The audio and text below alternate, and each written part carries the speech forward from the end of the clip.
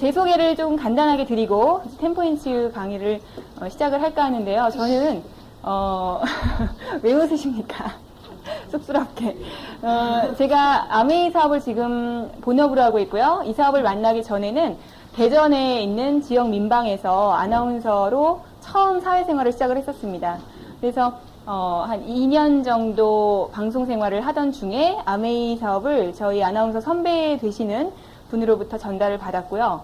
그때로부터 지금까지 이제 이 비즈니스에 대해서 제가 전업하기 전까지 충분히 공부를 하고 나서 지금은 아메이 사업의 큰 사명을 가지고 이렇게 사업을 진행하고 있다. 스스로 그렇게 생각을 하고 있는데요. 제가 처음에 아메이 사업을 만났을 때 비전은 크게 봤습니다.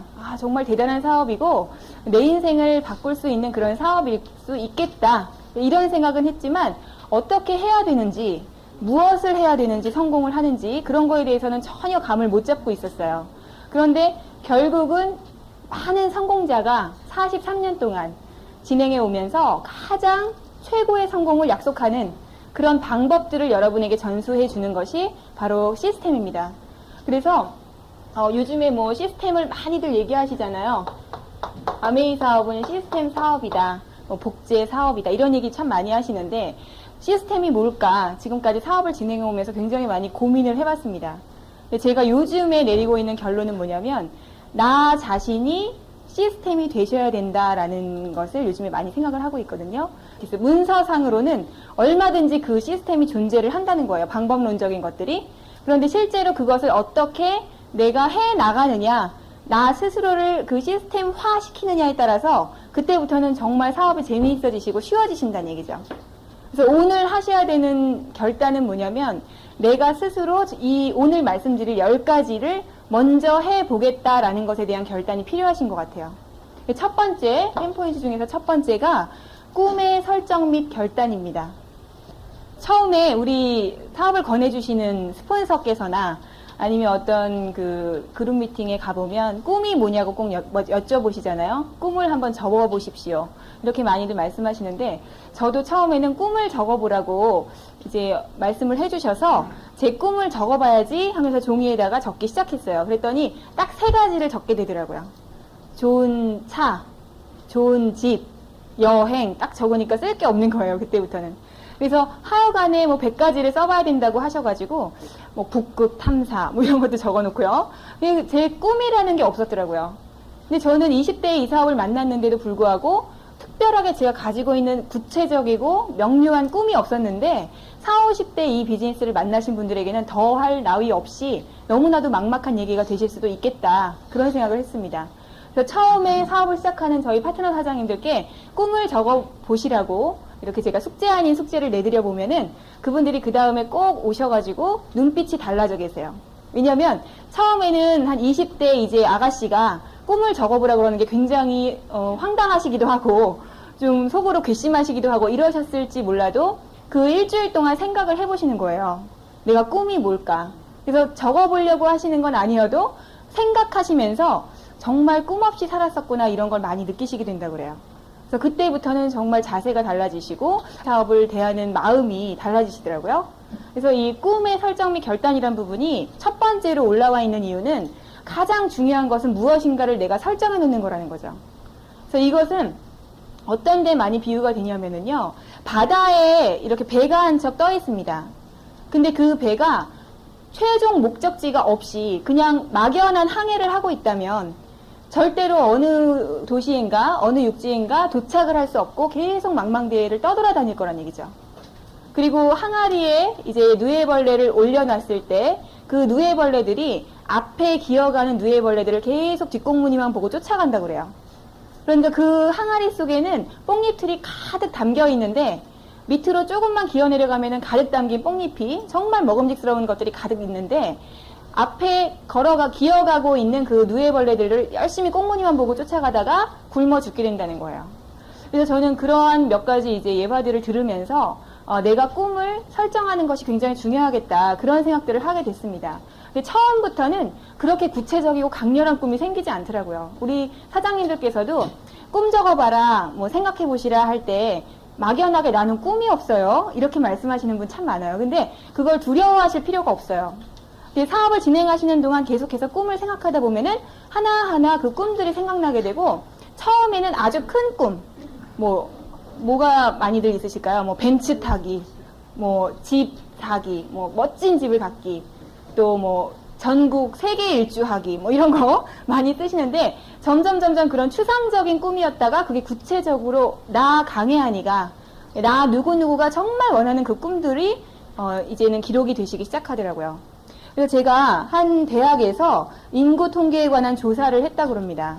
사람들이 어떻게 살고 있는가, 이제 그 부분을 조사를 했더니 한 3% 정도만이 최고의 라이프 스타일, 엄청난 성공을 거둔 상류층에 속한 사람들이더라.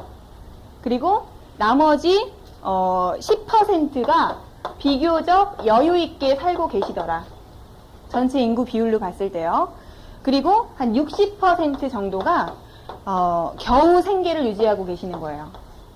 그러면 한 27%가 이제 남으셨는데, 27%에 해당하는 분들이 다른 사람의 도움을 받으면서 살고 계시더라라고 하는 겁니다. 그런데 요 3%에 속하는 상류층 인사들하고 10%에 속하는 분들의 그 갭이 한 10배, 20배, 30배가 된다면, 요 10%에 비교적 여유 있게 사는 중산층과 60%에 속하는 겨우 생계를 유지하는 분들의 차이는 한 2배, 3배, 5배 정도밖에 안 되더라. 그런데 이 차이가 뭔가를 봤더니요, 바로 꿈과 목표를 적었다라는 거에 차이가 있다라는 거예요. 다른 건 아무것도 차이가 없었대요. 학력도 차이가 없었고, 지능도 차이가 없었고, 그 사람이 가지고 있는 재능도 차이가 없었더라라고 하는 겁니다. 그래서 어떠세요? 이 얘기 들어보시니까 꼭 적으셔야 되겠죠? 그래서 꿈을 이루는 첫 번째 원칙은 종이에 적는 것이에요. 이 얘기는 카네기가 얘기를 하는 그 카네기 지도론에도 나와 있고, 또 많은 성공자들이, 스티븐 코비가, 또 세계적인 앤서니 라빈스 같은 사람들이, 이제 그런 사람들이 누구나 다 강조하고 있는 부분이기도 합니다. 그래서 여러분의 꿈을 반드시 종이에 적으셔야 되는데, 꿈은 적으실 때 선명하고 구체적인 꿈을 적으시는 것이 바람직하세요. 그리고 막연하게 멀리 보이는, 당장 현실적으로 이루기가 너무너무 불가능한 것 같아 보이는 그런 꿈들만 적으실 게 아니라 수입의 크기에 따른 꿈을 적어 내려가시는 것이 좋습니다. 가령 아메이 사업을 통해서 얻은 수입이 처음에 약 한 10만 원 정도가 되셨을 때, 그쵸? 이때 내가 이 수입을 가지고 무엇을 성취해 보고 싶은가? 약 50만 원 정도가 되셨을 때, 한 100만 원 정도가 되셨을 때, 아메이에서의 수입이 500만 원, 또 매월 1000만 원 정도가 됐을 때, 그때 각각의 내가 이루고 싶은, 성취할 수 있겠다라고 생각이 되는 꿈이 무엇일까를 적으신다면 100가지가 충분히 넘으실 수 있을 거라는 얘기죠. 그리고 더 구체적으로 스티븐 코비가 얘기를 하는 바대로 하고 싶은 일, 가고 싶은 곳, 되고 싶은 사람, 그리고 갖고 싶은 것, 이런 4가지 정도의 분류로 내 꿈들을 구체적으로 나눠보시라고 얘기합니다. 그래서 수입과 그리고 그 꿈의 종류를 분류해가지고요, 정확하게 적어 내려가시는 거예요. 그래도 100가지가 안 되신다. 그러면 가족들의 꿈을 터치해 보시는 거예요. 내 배우자의 꿈, 갖고 싶은 게 뭐야? 물어보시라는 겁니다.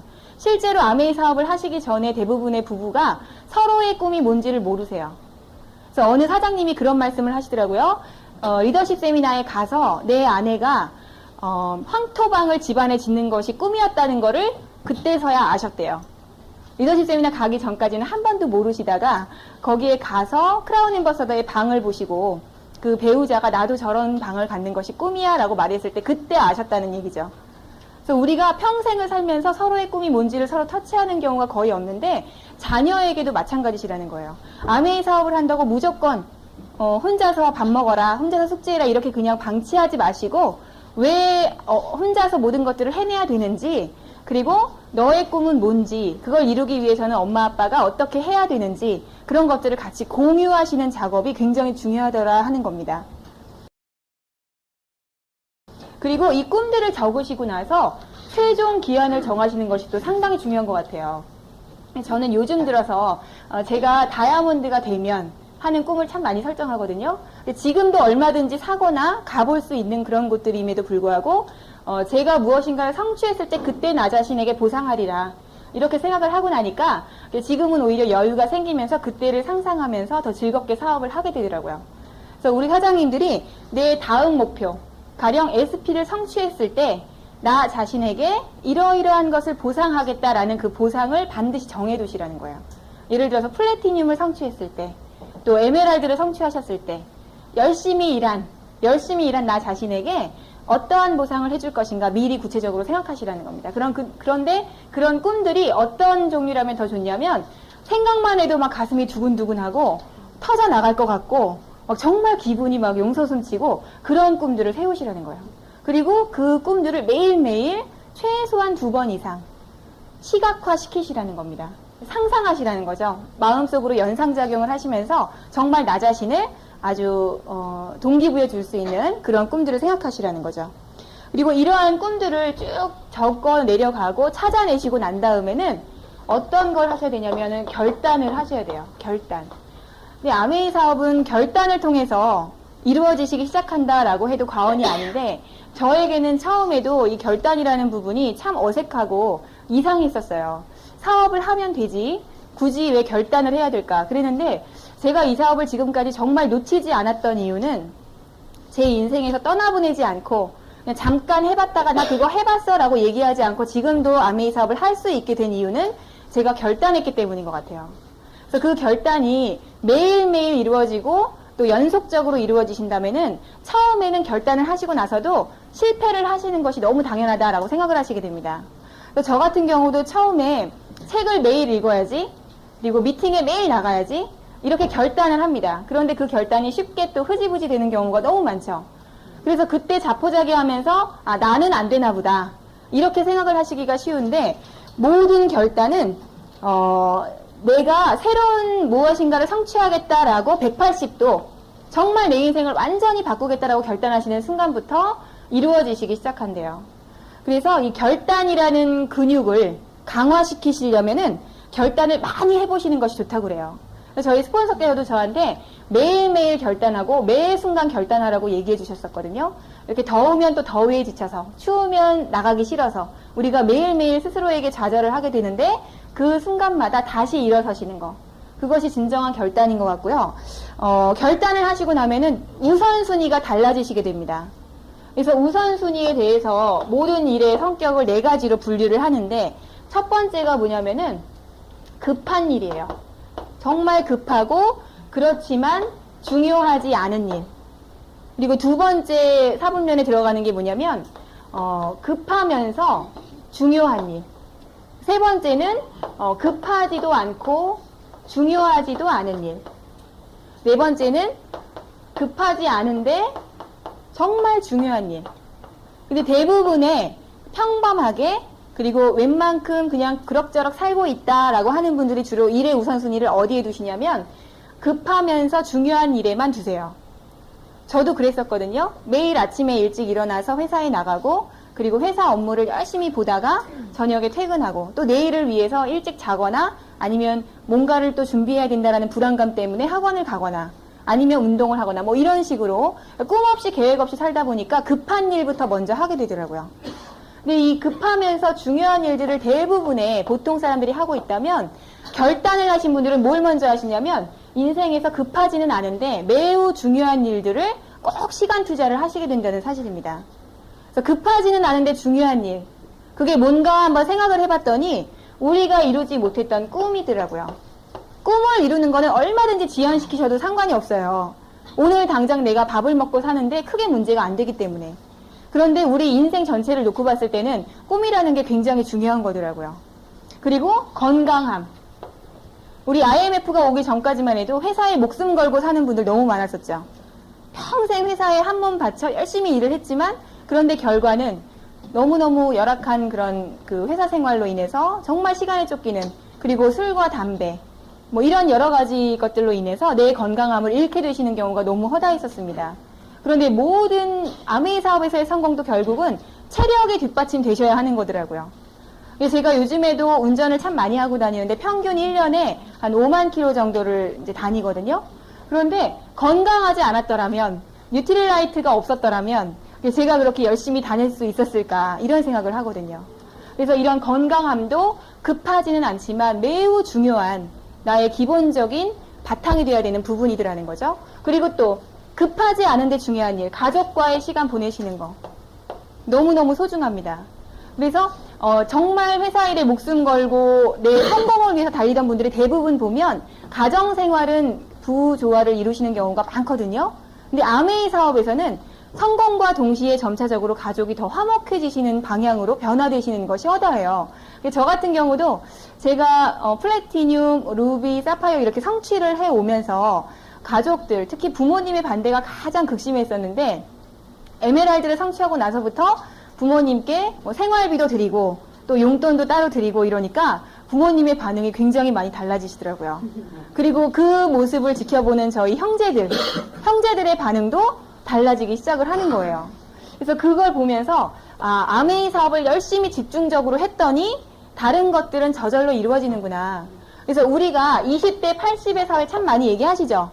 20%의 사람들이 나머지 80%의 사람들의 부를 나눠 갖고 있는 사회.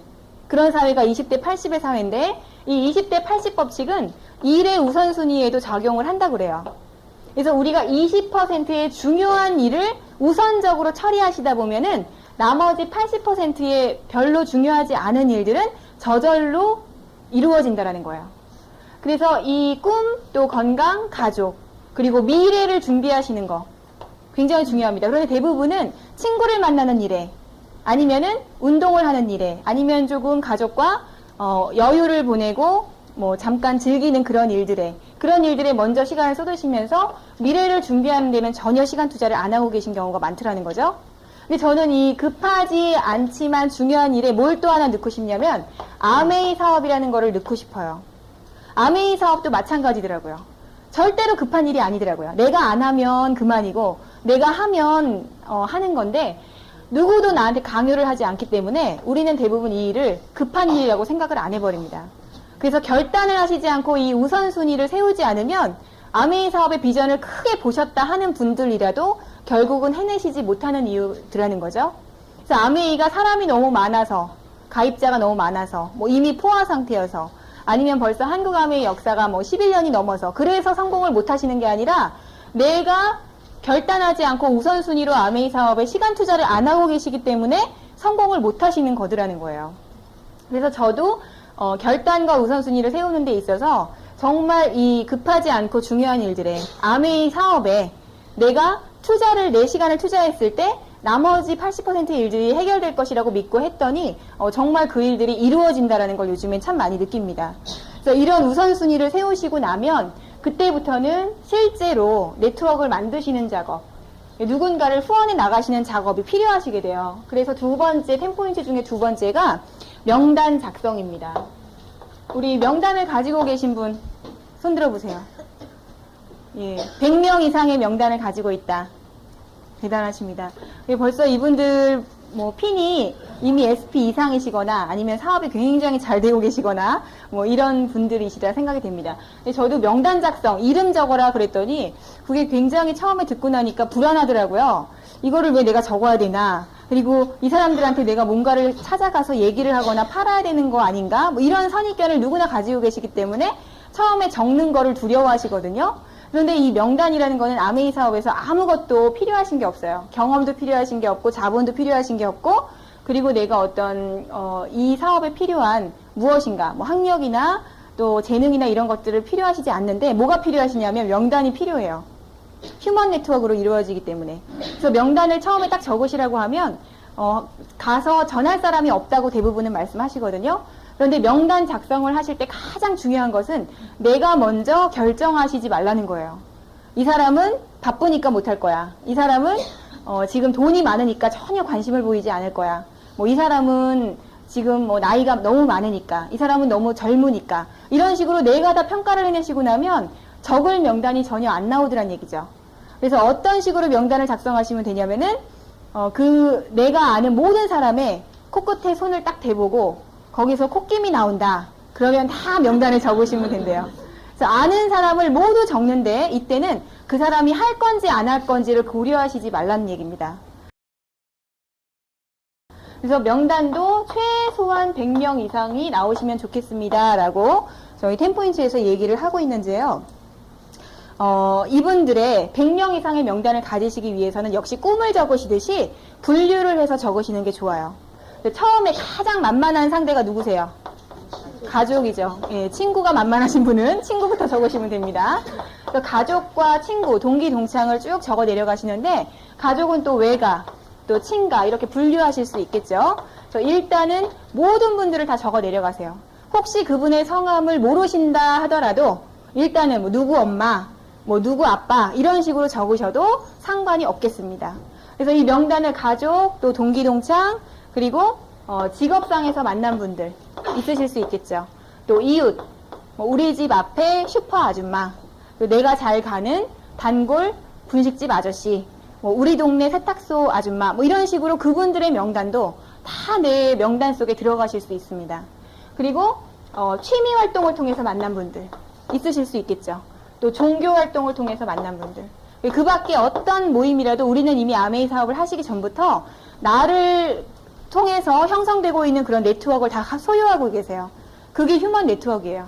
근데 앞으로는 네트워크 사회로 가기 때문에 내가 속해 있는 그 조직 안에서 모든 일들이 다 발생을 하게 됩니다. 그래서 여러분의 알고 계시는 모든 분들의 명단이 이렇게 나오시면은 이 명단들을 가지고 압축 명단, 내가 지금 당장 찾아가서 얘기를 꺼내기 시작할 사람들, 그분들을 약 20-30명 내외로 먼저 추리시는 작업을 하시게 돼요. 근데 이때는 스폰서랑 같이 하시는 게 좋습니다. 왜냐하면 스폰서께서 먼저 경험을 해보셨기 때문에 어느 분이 먼저 이 사업을 하셔야 되는지를 잘 알고 계세요. 가령 이런 거죠.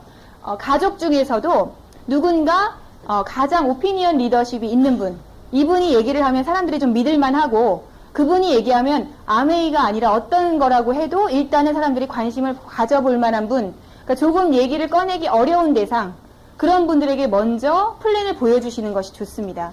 그랬을 때 나머지 분들을 후원하시는 건 그렇게 어렵지 않게 될 수도 있다는 얘기죠. 그래서 이 명단 작성을 마찬가지로 머릿속으로만 구상하실 게 아니라 반드시 종이 위에 적어보시는 작업을 또 하셔야 된다는 얘기입니다. 그리고 또 하나는 여기에 추가될 또 하나의 분류가 앞으로 만나시게 될 새로운 분들, 이분들의 명단을 꼭 적어 내려가셔야 돼요. 만나시는 분들마다. 그래서 명함 관리를 잘 하셔야 됩니다. 근데 저 같은 경우는 솔직히 말씀드려서 100명 명단이 안 나왔었거든요. 제가 대전에서 처음 방송을 시작할 때 아는 분이 전혀 없었거니와 회사와 집만을 왔다 갔다 하던 상황이었고 모든 연고가 다 서울에 있었어요. 가족부터 친구까지. 그래서 지금 제가 대전에서 3개월 이상의 사업을 하고 계신데 사실은 그분들을 만나게 된 것도 굉장히 지금도 신기할 정도거든요. 근데 우리 사장님들께서 처음 누군가를 만나실 때 명함을 주고받으시죠. 그래서 그분의 명함을 받으셨을 때 대부분은 그분의 모든 정보가 그 안에 들어있기 마련입니다.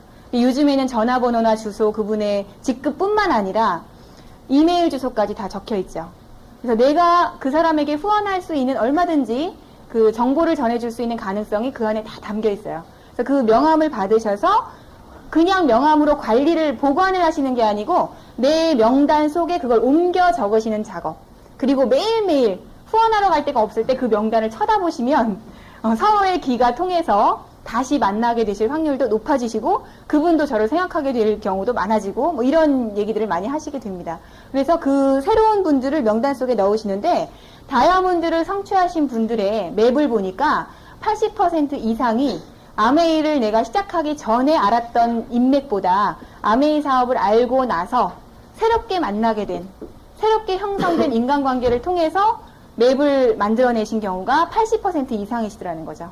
그래서 그러한 명단을 추가로 계속해서 만들어 나가시는 게 또 중요하겠습니다. 그리고 명단을 작성하시고 나면 그리고 이분들을 어느 분부터 먼저 내가 플랜을 보여줄 것인가를 압축 명단을 뽑아내시고 나면은 그 다음에 이제 접촉과 초대 부분으로 넘어가요. 세 번째 접촉과 초대입니다. 저는 이제 아메이를 통해서 우리가 하게 되는 모든 미팅, 그 미팅을 먼저 좀 설명드리고 그 다음에 각각의 미팅에서 내가 가져야 될 접촉과 초대의 어떤 기술들, 그거를 좀 말씀을 드리고자 하는데요. 아메이 사업을 통해서 제가 열심히 미팅에 나가봤더니 어떤 미팅들이 있는가 종류를 한번 봤더니요. 1대1 미팅이 있더라고요. 제가 명단 작성을 한 분들, 또 제 인맥들을 만나서 아메이에 대해서 대화를 나눠보는 미팅. 그 미팅을 1대1 미팅이라고 하고, 그리고 2대1 미팅이 있습니다. 내가 먼저 찾아가서 이야기를 나눴거나 제품을 써보게 했던 소비자들에게 스폰서를 소개해주는 작업. 그래서 함께, 스폰서와 나와 함께 그분을 만나게 되는 이를 2대1 미팅이다, 이렇게 얘기를 해요. 그리고 매주 일주일에 한 번 정도 업라인 스폰서와 함께 집에서, 누군가의 집에서 함께 미팅을 하시는 거를 홈미팅이다 라고 얘기를 하고요. 이렇게 센터에 나오셔서 매주 2, 3회 정도 참석하시는 센터 교육을 센터 미팅이다 라고 얘기합니다. 그리고 마지막으로 한 달에 한 번 또는 3개월에 한 번씩 참여하시는 세미나, 랠리, 그리고 펑션이 있어요. 아메이에서는 내가 이 5가지 종류의 미팅을 모두 이해하고 있고 참가하고 있다라고 하면 반드시 성공하실 수가 있습니다. 그래서 각 미팅의 종류별로 뭘 염두에 두셔야 되나 그거를 좀 말씀을 드리면 1대1 미팅에서는 가장 중요한 것이 당당한 자세인 것 같아요. 근데 이 당당한 자세는 내가 그냥 당당해야지 이래서 당당해지시는 게 아니고 어떨 때 당당해지실 수 있냐면 아메이에 대한 플랜과 제품에 대해서 내가 잘 알게 됐을 때 당당해지세요. 대부분은 나 그거 어디 가서 못 팔어. 나 그거 어디 가서 못 얘기해. 이렇게 얘기하시는 이유가 모르시기 때문에 그런 거거든요. 그런데 이 플랜과 마케팅 또 제품을 정확히 이해하시고 나면 그 사람을 위해서라도 내가 얘기를 해줘야 돼. 이런 마음이 되시기 때문에 당당하게 상대방을 만나실 수 있다는 얘기입니다. 그래서 1대1 미팅을 하시기 전의 단계가 뭐냐면 공부하시는 거예요. 이런 미팅에 나오셔서 아메이가 어떤 회사고 어떤 제품이고 어떤 마케팅인가를 잘 아시게 됐을 때 당당해지시게 됐을 때 누군가를 만났을 때 정말 내가 그 사람에게 기회를 준다라고 생각하실 수 있다는 얘기죠. 그래서 1대1 미팅에서 당당한 자세로 어떤 걸 또 중요하게 여겨야 되냐면은 경청하기를 잘 하셔야 됩니다. 이거는 뭐 누구나 다 강조하는 부분이죠.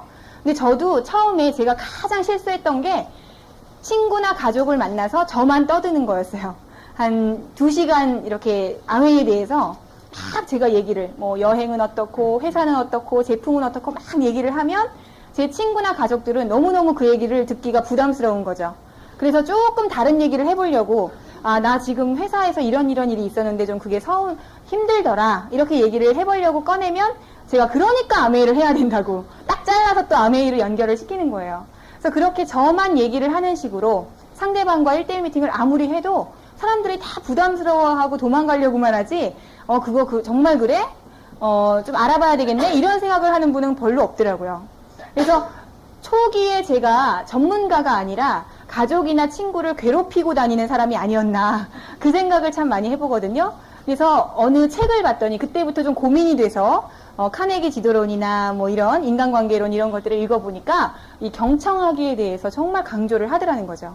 그래서 그때부터는 정말 내가 경청해봐야 되겠다.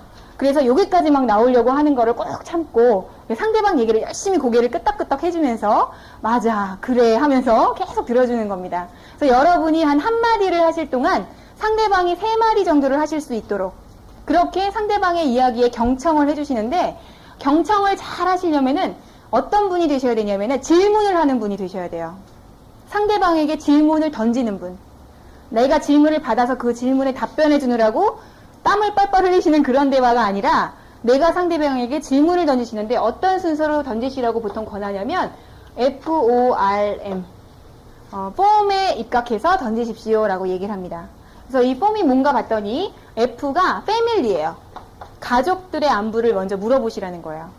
그래서 요즘에 부모님은 안녕하신가, 또 아이들은 잘 크는가, 또 아내는 건강하신가 이렇게 질문을 던지시라는 거예요. 그럼 상대방이 열심히 대답을 해주시겠죠. 잘 지내. 우리 부모님 요즘에 좀 어디가 편찮으셔가지고 병원 다니시고 계셔. 이런 식으로. 그러면 상대방이 그렇게 대화를 하시다 보면은 이야기를 들으시다 보면은 거기에서 정보가 나와요. 이분한테는 이걸 꼭 권해드려야 되겠구나. 그래서 가족을 먼저 물어보시는 거예요. 그리고 O는 occupation이에요. 직업에 관해서 그분의 일이 잘 되고 계신지, 요즘에 근황은 어떤지, 예전에 많이 힘들었었는데 좀 나아졌는지 그분에 대해서 직업에 관한 질문을 하시고 그 다음에 그 질문에 대한 답변이 다 끝나간다. 그러면 그분의 취미에 대해서도 물어보시라는 얘기입니다. 그분이 전에 테니스를 잘 치던 분이었다. 그럼 요즘도 계속 쳐? 이렇게 물어보시라는 거예요. 그리고 바둑을 정말 좋아하는 분이었다. 그럼 요즘에 뭐 그 바둑 예전에 많이 뒀었는데 요즘에는 어때? 이렇게 물어보시라는 겁니다. 상대방이 대부분은 자기의 얘기를 귀 기울여주는 분, 아무 얘기도 안 하고 그냥 듣기만 했는데 대부분의 사람들에게 심리학적으로 어떤 요소가 있냐면 자기 얘기를 잘 들어주는 분이 대화하는 기술이 굉장히 뛰어나다, 인간성이 좋다, 이렇게 생각을 하시게 된대요. 그래서 여러분이 경청하는 훈련, 경청하는 기술을 쌓으시는 것이 굉장히 중요하다는 거, 그거를 제가 처음에 그렇게 많은 시행착오를 겪으면서 느끼게 됐습니다. 그래서 요즘에는 새로 만나게 되는 분들에게도 아메이가 이렇고 아메이가 대단하고 제품은 이렇게 좋고 이걸 제가 먼저 얘기하지 않고 상대방 얘기를 들 수 있으면 많이 제가 질문을 던져서 물어보는 작업, 그래서 인터뷰하듯이 질문을 하셔야 돼요. 지금 그분이 아메이를 전달했을 때 해낼 만한 그런 준비가 돼 계신 분인가, 인터뷰하듯이 질문을 하시면 됩니다. 마지막으로 M은 머니라고도 하고 메시지라고도 하죠. 경제적인 부분, 그 다음에 앞으로의 계획, 이런 것들에 관해서도 질문을 던져보시라는 겁니다. 그럼 이런 대강의 질문을 통해서 그분이 현재 어디에 가장 관심사가 많은가를 내가 캐치해내실 수가 있게 돼요.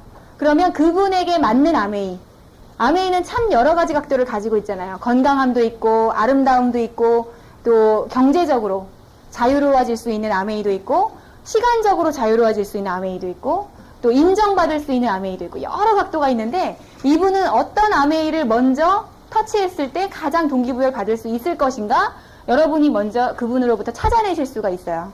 그래서 이 1대1 미팅에서는 경청하기와 또 하나 꼭 강조해드리고 싶은 것이 스폰서에 대한 프로모션이에요. 우리는 보통 처음에 내가 만나는 그분을 한 방에 딱 날려버리시는, 그러니까 비전을 보게 하는 그런 어떤 사업 설명이 없을까, 이거를 많이 기대하시거든요. 특히 초보 사업가들이실수록 그렇더라고요. 근데 처음에 아메이를 강조하시지 말고 나랑 이 일을 함께 하고 있는 분들에 대한 강조를 한번 해보세요. 굉장히 효과적이더라고요. 그래서 아메이 사업이 대단하고 플랜이 이렇고 여행 보상은 이렇고, 이거보다는 나랑 지금 같이 하고 있는 그분들, 스폰서에 대한 이야기, 그룹의 리더에 대한 이야기, 그래서 그분들을 통해서 내가 지금 굉장히 많이 충전되고 희망이 넘치게 됐다는 이야기, 그런 이야기들을 열심히 프로모션을 잘하는 분들이 후원하시는 걸 굉장히 쉽게 하시더라고요. 그래서 요즘에 제가 놀라고 있는 게 그동안 약 3년여에 걸쳐서 제가 사업하는 거를 구경만 했던 제 동생이 요즘에 사업을 열심히 하거든요. 근데 이 친구가 요즘에 후원을 참 잘해요. 그래서 왜 잘하나 봤더니 스폰서 프로모션을 너무너무 잘해요. 그래서 어느 날은 그날 만나서 아메이 사업을 전했던 그 후배가 있는데 그 후배가 그날 저녁에 제 사업 설명회까지 왔더라고요. 그리고 딱 와서는 저를 보고 90도로 딱 인사를 하면서 오늘 강의 잘 부탁드립니다 그러는 거예요. 여러분 처음 오신 분이 그렇게 인사하는 거 보셨어요? 그래서 제가 너무너무 희한해가지고 이제 집에 돌아가는 길에 제 동생한테 물어봤어요. 어떻게 후원을 했길래 이제 그 친구가 그렇게 반응이 긍정적이냐 그랬더니 언니가 시키는 대로 했대요. 그래서 내가 뭐라고 했는데 그랬더니 아메이에 대한 얘기를 많이 하지 않고 스폰서에 대한 이야기, 그리고 이 사업을 통해서 변화되어 온 이야기, 자기가 후원한 사람들이 어떻게 변화되더라, 뭐 술을 안 먹고 뭐 담배를 안 피고 또 굉장히 성실해지고 하는 그런 이야기들을 던지고 자기 자신도 아메이 사업을 하고 나서는 회사 생활에 목숨 걸지 않게 됐다, 불안하지 않더라, 그런 얘기를 했더니 그분이 6개월 전에 사인을 했던 후배였는데도 다시 새로운 관심이 생겨서 사업 설명장에 나오더라는 거죠. 그래서 여러분이 2대1 미팅을 하시기 전에 1대1 미팅에서 내가 얼마나 스폰서에 대한, 나와 함께 사업을 하고 있는 분들에 대한 얘기를 긍정적으로 평소에 툭툭 던지듯이, 툭툭 그냥 요즘에 우리 스폰서님이 뭐 이러이러해 하면서 자랑하듯이 툭툭 던지듯이 던져놓으시는 그 말로 상대방은 이미 우리의 스폰서를 너무 잘 알고 있는 것처럼 생각하시게 된다는 거죠. 나중에 딱 한 번을 같이 만나시게 됐을 때도 정말 열린 마음으로 그분의 얘기에 귀를 기울이시게 돼요. 그래서 이 1대1 미팅에서 내가 얼마나 씨앗을 잘 뿌려놓으시느냐에 따라서 내 사업이 훨씬 더 쉽게 지렛대의 원리를 이용해서 성장하실 수 있느냐 없느냐의 차이가 있는 것 같습니다. 그래서 1대1 미팅을 하시고 나서 그분에게 제품을 한 2-3가지 정도 써보시게 하는 게 참 좋아요.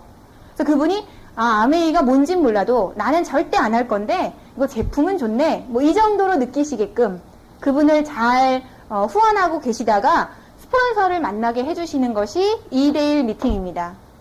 그래서 2대1 미팅에서는 나의 스폰서랑 나랑 내가 후원하고 있는 내 프로스펙트, 예비 사업가가 되실 분을 같이 만나러 가시는 거를 2대1 미팅이라고 그래요. 근데 이 2대1 미팅에서 가장 중요한 건 또 뭐냐면은 내가 이 2대1 미팅에서 어떤 역할을 하시느냐예요.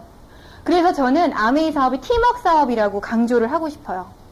저는 다른 거는 정말 아메이를 하면서 잘 했었던 게 아무것도 없었거든요. 그런데 이 스폰서 프로모션하고 제가 스폰서를 모시고 누군가를 만났을 때 입을 꽉 다물고 있는 거, 그거는 참 잘했던 것 같아요. 그래서 우리는 보통 내 스폰서가 여자든 남자든 나보다 나이가 어리든 많든 그분이 나보다 학력이 높든 낮든 상관없이 2대1 미팅에서 이분이 스폰서를 만나실 때는 옆에서 나는 경청하해 주는 분위기만 조성을 하시면 됩니다. 그래서 이 프로스펙트가 내 예비 사업가가 스폰서를 만나실 때 뭔가 좀 설레이는 마음으로 내가 평소에 들었던 그 사람이구나, 거부감 없이 이분과 대화를 나누시다 보면은 내가 얘기해도 아무리 듣지 않던 그 부분을 이분은 이해하시게 된다는 얘기예요. 그리고 이 미팅에서 내가 스폰서로 가게 됐을 때 여러 회장님들에게 다 있으시겠죠. 내가 파트너이실 수도 있고 스폰서실 수도 있잖아요. 내가 스폰서로 이 미팅에 가주실 때는 반드시 준비하고 가셔야 돼요. 사업 설명을 하실 준비를 하고 가셔야 됩니다. 그래서 어떤 상황에서든 사업 설명을 하셔야 돼요. 그래서 저는 그거를 기회라고 생각을 해요. 그래서 이 사업 설명을 할 때 장소와 시간을 가리지 않습니다. 제가 스폰서로 어딘가를 사업 설명을 하러 가게 됐다면은 거기가 시장통이든 슈퍼마켓이든 아니면 찻집이든 상관없이 준비를 해서 갑니다. 설령 못하게 되는 상황이라 하더라도. 그랬을 때 그분이 플랜을 보여주지 않고 아무리 괜찮다라고 얘기를 하는 거는 소용이 없더라고요. 내가 스폰서로 갔을 때만큼은 이분에게 플랜을 보여주실 수 있는 준비를 미리미리 하셔야 돼요. 그래서 이 2대1 미팅에서는 나의 말을 중단하고 내 파트너가 스폰서의 말에 귀 기울이게 하는 거, 그 역할을 잘 하시느냐에 따라서 또 2대1 미팅의 성패가 좌우되더라는 얘기죠. 그래서 이분이 비전을 보시게 돼서, 근데 이 스폰서 프로모션을 잘 하시고 그리고 내가 하는 역할을 잘 해주시게 되면은 이분이 비전을 보시게 될 확률이 굉장히 높아집니다. 그래서 비전을 보시고 나서 그 다음에 이분이 사업을 해 나가실 수 있게 돕는 방법이 바로 이제 홈미팅이죠. 처음에 사업 설명을 들은 분들이 센터 미팅에 바로 나오려고 안 그러세요. 요즘에는 많이 다르시더라고요. 처음부터 이렇게 센터를 나오시게 돼서 비전을 보시는, 뭔가를 찾는 분들이 많아지시다 보니까 그런 경우도 많은데, 제가 처음 사업을 시작할 땐 고민이 뭐였냐면 누군가가 비전을 보게 하는 것까지는 어렵지가 않더라고요. 사업 설명을 해드리면 되니까. 근데 그분이 저처럼 센터에 나오시질 않는 거예요. 그래서 저 정말 힘들다. 어느 날은 열심히 후원을 하고 사업가가 나왔는데 어느 날 센터에 가보면 또 저 혼자 있고, 어느 날 또 가보면 또 저 혼자 있고, 그래서 이거 나는 안 되는 거 아니야? 다른 분은 다 성공하셔도 맨날 저만 혼자 있는 것 같은 그런 기간이 좀 길었었다고 지금도 기억이 되는데, 어느 가을날이었어요. 제가 그 빨간 바바리 코트를 잘 입고 다니거든요, 가을에는. 근데 빨간 바바리 코트를 입고 그 센터에 딱 나가는데 바람이 막 휑휑 빌면서 낙엽이 막 우수수수 떨어지는데 아무도 없고 저 혼자 그 미팅에 딱 나간 거예요. 근데 정말 그 쓸쓸한 느낌. 정말 나는 안 되나 봐 이러면서 눈물이 막 핑글핑글 도는 그런 상황을 제가 한번 겪은 적이 있었는데, 그 생각이 지금도 나거든요. 근데 그런 일들을 겪고 나서 그룹이 이제 생기고 파트너들이 생기시고 하는 그런 기간이 있었는데, 그런 기간들을 극복해 내시면서 뭐가 중요하냐면 내가 플랜을 보여준 이분에게 센터에 나오시기 전까지의 단계, 그 단계에 가장 안정적인 팔로우업이 저는 홈미팅이라고 생각을 하고 있어요. 그래서 이분이 나처럼 주 2, 3회 센터에 나오시게끔, 그리고 그분이 A 프랙티스 10포인트를 지키시게끔 하시기 전에 안정적인, 가장 지속적으로 해주실 수 있는 홈미팅이 바로 그 수단이 되실 수가 있다는 얘기죠. 그래서 홈미팅을 해주실 때는 뭐가 중요하시냐면은 모든 걸 다 완벽하게 가르쳐 주려고 하지 마시라는 거예요. 홈미팅에서. 그럼 그분이 절대로 홈미팅으로 모든 것이 충족이 되시면 더 이상 센터에 나올 필요성을 못 느끼세요. 제가 초기에 또 그랬어요. 저는 실수를 통해서 이제 계속해서 이 10포인트를 배워나가고 있는데, 파트너 사장님이 생기셨어요. 근데 그분을 열심히 가서 홈미팅을 해드렸더니 제품도 잘 전달하시고 사업도 하시겠다는 거죠. 근데 센터에만 가시자고 그러면은 절대로 안 가시는 거예요. 그래서 철석같이 약속해놓고 또 저 혼자 갔다 오고 또 저 혼자 갔다 오고 그런 기간이 있었는데 어느 날은 정말 어렵게 그분을 센터에 초청을 했어요. 그랬더니 이분이 교육을 다 듣고 나서 얼마나 동기부여 받으셨을까 그러면서 이제 딱 어떠셨어요? 이렇게 여쭤봤더니 강혜한 사장님이 홈미팅에서 다 가르쳐 주는데 뭐하러 센터에 나오냐고 그러시는 거예요. 그래서 그때 제가 느낀 게 뭐냐면 홈미팅은 호기심 유발. 그분이 센터에 가서 공부를 하고 싶다. 좀 더 이거 알아봐야 되겠다. 이거 제대로 좀 한번 배워봐야 되겠다. 이런 생각을 하실 수 있도록 약간의 정보 그리고 커뮤니케이션. 저는 홈미팅의 가장 중요한 목적이 상담이라고 생각을 해요. 내 파트너와 내가 지속적으로 상담을 하시는 거예요. 그래서 홈미팅에서는 서로 지난 한 주 동안 어떻게 사업을 해왔는지를 발표하고 그리고 그 궁금했던 부분 내가 누구를 만나서 이 얘기를 전해봤더니 뭐 그거 다 망했다더라. 뭐 누가 이걸 하다가 뭐 얼마를 말아먹고 뭐 지금은 그걸 안 하고 다른 걸 한다더라. 뭐 이런 얘기를 그분이 듣고 오셨을 때 스폰서가 그분에 대한 그 부분을 상담해 주시라는 거죠. 그런 얘기는 과거에도 이렇게 있었는데 이런 이유에 의해서 그런 얘기가 있더라. 이러면서 설명을 해주시는 단계. 그 단계, 커뮤니케이션을 하셔야 되는 그 단계가 홈미팅입니다. 센터 미팅에서는 우리가 일방적으로 이렇게 앉으셔서 교육을 받고만 계시잖아요. 누군가의 얘기를 내가 듣고만 있어야 되는데 홈미팅에서는 내 지금의 상황을 스폰서랑 상담하실 수가 있다는 거예요. 내가 적극적으로 스폰서에게 요청을 하셔야 돼요. 홈미팅에 상담을 해주시기 위해서 반드시 홈미팅을 해주실 것을 요청하시고 그 미팅을 통해서 성장을 또 하셔야 됩니다. 그리고 또 중요한 거는 내가 홈미팅을 주최할 수 있는 사람이 되셔야 돼요. 평생 스폰서 홈미팅에만 참석하시다 보면 이 사업은 영원히 내 것이 되지 않습니다. 스폰서의 홈미팅에 참석하고 계신 동안은 내 사업이 아니고 스폰서 사업을 해주고 계신 거예요. 근데 내가 내 홈미팅을 주최하게 되는 순간 그때부터 내 사업이 시작이 되신다 이렇게 생각을 하시면 돼요. 내가 주최자가 돼서 내 파트너들을 초대하고 내 주변에 있는 사람들에게 뭔가를 정보를 전하고 하는 그런 미팅의 주최자가 되실 수 있도록 먼저 배우려고 참석하시는 것이 스폰서 미팅입니다.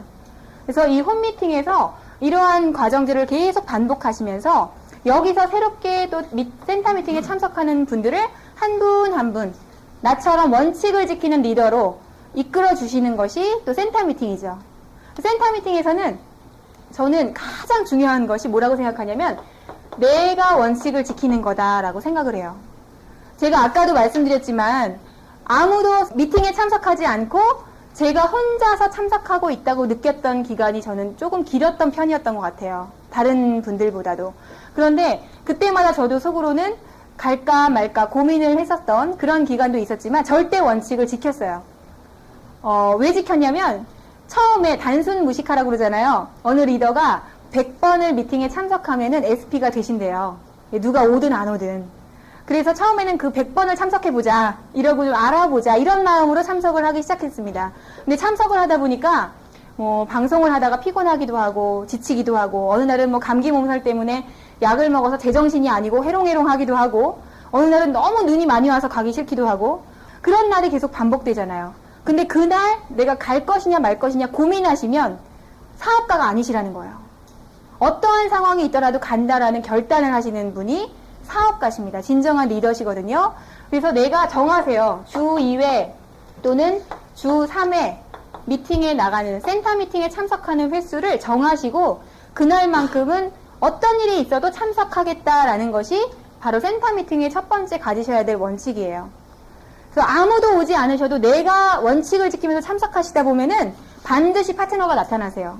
왜냐면 제가 그 경험을 해봤거든요.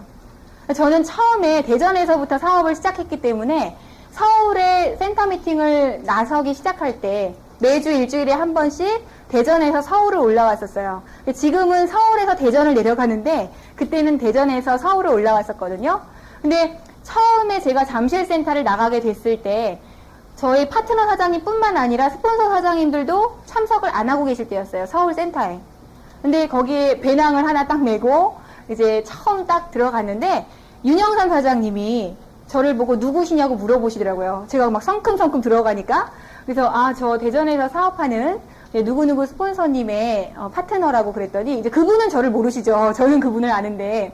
그래서 그렇게 인사를 드리면서 일주일에 한 번씩 서울센터를 참석하기 시작했어요. 근데 제가 그때 참석을 시작할 때 어떤 마음이었냐면 내가 센터가 어디 있는지, 위치가 어딘지, 또 스케줄은 어떤지, 뭐 무슨 요일날 몇 시에 교육이 있는지 이걸 먼저 알아야, 그리고 거기서 교육하는 리더 사장님들이 누구누군지를 내가 먼저 알아야 파트너 사장님들한테 나오라고 하시든가 말든가 할 거라는 생각이 들더라고요. 그래서 그때부터 매주 그 미팅에 참석하기 시작했는데, 저는 지금도 그때 제가 처음 그렇게 참석을 했던 것을 너무너무 잘했다. 혼자 먼저 나가보기 시작한 것을 참 잘했다라고 생각하고 있어요. 왜냐면 제가 열심히 나가니까 리더 사장님들이 이제 저를 조금씩 관심 있게 알아주시고 인사도 받아주시고 이렇게 챙겨주시잖아요. 그런데 제가 그렇게 어느 정도 인간관계를 가지고 나서 한 분 한 분 파트너 사장님들이 생기시기 시작하니까 이분들이 그 미팅에 나가시면 리더 사장님들이 반갑게 맞이해 주시고 악수해 주고 스폰서님 잘 만났다고 막 칭찬해 주시고 그러는 거예요. 그러니까 저 혼자 열심히 뛰어다니는 것보다 다른 그룹 리더 사장님들이 이렇게 제 파트너 사장님들을 챙겨주시고 칭찬해 주셨을 때 그분들이 제 파트너분들이 야, 제가 스폰서 잘 만났나 보다 뭐 이런 생각을 하시게 된다는 거죠. 그래서 여러분이 먼저 센터에 열심히 얼굴을 보이셔야 돼요. 그래서 저는 어느 다이아몬드 사장님의 테이프에서 지금도 정말 맞는 말이다라고 기억에 남는 내용이 있는데 그게 뭐냐면 여러분 SP 되는 법 가르쳐 드릴까요? 그러시더라고요, 그분이. 근데 주 1회 센터를 나오는 분은 그분도 헷갈리고 스폰서도 헷갈려 버린대요.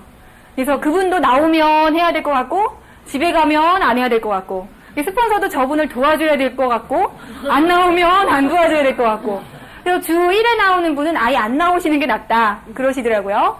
주 2회를 나오는 분은 한 1년 정도면 SP를 가실 수가 있대요. 주 3회 원칙을 지키는 분은 6개월 정도면 SP를 성취하신대요.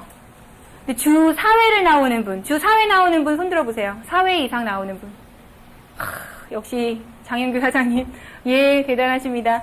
그래서 주 4회 이상을 나오는 분은 아메이에 미친 분이래요.